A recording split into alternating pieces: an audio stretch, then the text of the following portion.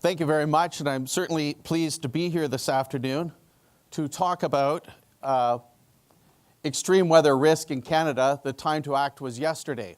And indeed, the term yesterday was chosen quite deliberately in reference to how we should be thinking about or addressing climate change, because I think one of the misnomers we have in Canada is that we have all the time in the world to act upon addressing climate change and extreme weather risk. And we do not, we certainly do not have that time.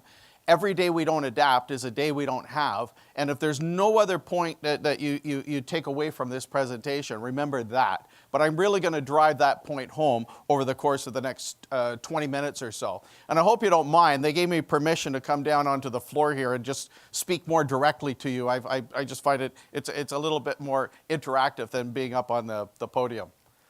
Now, relative to the title, what I'm going to focus on are the following points over the course of the next 20 minutes.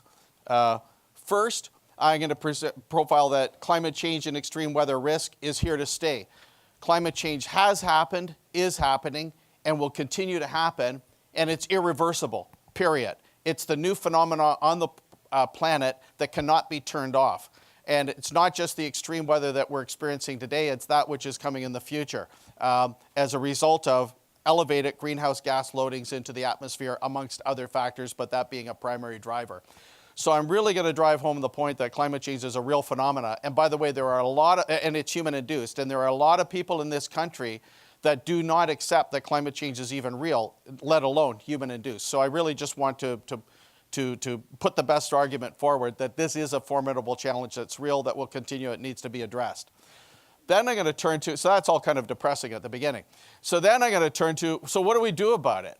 And what can we do about addressing climate change from the perspective of adaptation, taking risk out of the system when big floods, fires, droughts, et cetera, ice storms occur?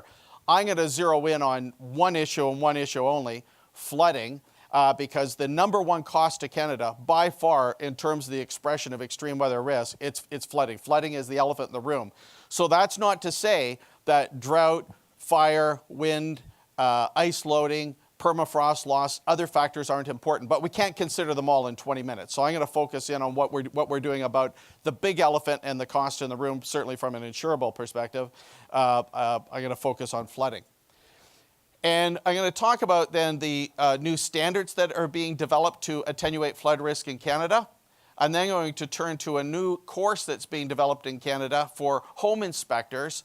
The inspectors that come out to do an evaluation or a review of your home at the time of purchase and sale, which is pretty much 90% of the time.